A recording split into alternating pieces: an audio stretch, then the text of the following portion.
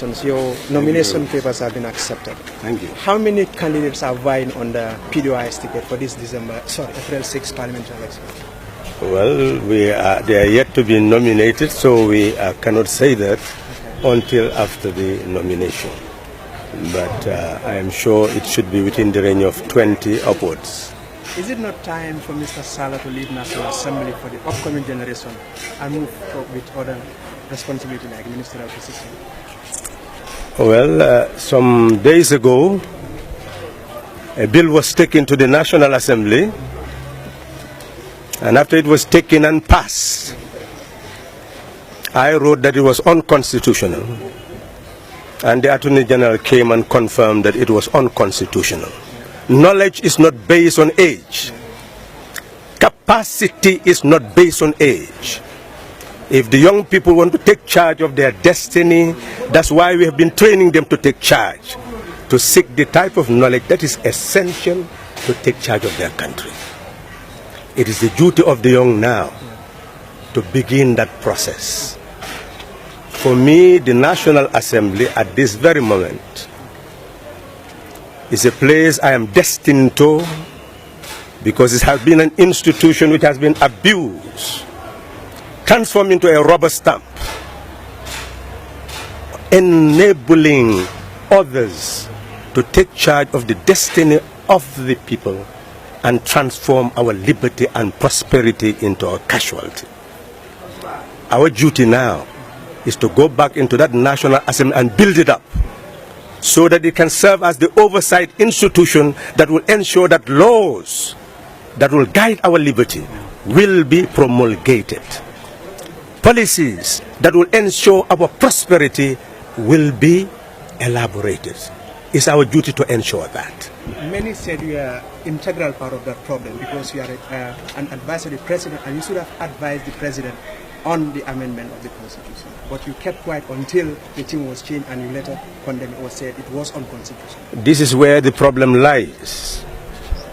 An educated citizenry should always stand vigil and should appreciate individuals who are helping them to understand what is wrong and how to right it.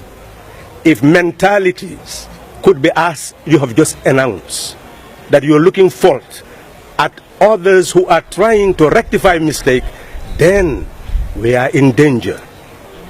We are in danger of having a government which is not an open government, a closed government, a secret government. That's why you have all this declaration of secrecy. That's what we have come out to change. That's the past we don't want. We want transparent and open government, accountable government. For an advisor is an advisor. It is a president who is the executive. It is not my prerogative to say what you are saying. It is the president's prerogative to say, why didn't you advise me? This is a bad advisor, go away. Has he said that? Why are you indicting Halifa Sallah when the head of state is not doing that? What do you call that? People who are part of a government, the head of state is not indicting that individual. And you, as a part of a government, you are indicting that personality. So that's what the Gambian people should be clear about. It is the President of the Republic who should pass judgment on Halifa Sallah, not ministers, not the citizenry. You should go and investigate, not from Halifa Sallah, but from the President of the Republic, whether he has not betrayed what your expectations are. Anybody who fails to do that, then you are not sincere. You want to mislead the Gambian people, and that is what must not be done anymore. Deception is no longer possible. Halifa Sallah is a calm person, but I'm no longer going to be calm. I'm going to be a National Assembly member, and we will not allow any deception anymore. Anybody who utters any statement which aims to mislead the people will be handled in the right way. Mr. Sallah, it has come to an end. You served on several occasions in the National Assembly. What will you do differently this time? It is not about doing something differently, it's doing what should be done. Because absence there has led that institution into an institution that's no longer serving as an oversight institution. We are there now to build it up, because we saw the way government was running, we said there is absolutism of power. There is self-perpetuating rule. We decided to confront that, put our party interest behind, personal interest behind, to confront self-perpetuating rule so that we change the government that was. We succeeded. Now, one more chance is what I need, and I'm no longer interested in being a National Assembly member. We have brought the change that is necessary, and we are now going to build a National Assembly that will ensure that that change goes in the direction that the people aspired, to build one Gambia, one nation, one people, whose destiny is in their hands, to build the sovereignty of a people who will no longer be dominated by anyone, no longer be owned by anyone. That is my aspiration, to build that National Assembly, and I'm finished with National Assembly work, maybe the presidency. And there too, if I serve one term, I'm finished with representation.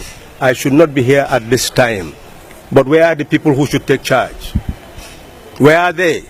Let them come and take charge.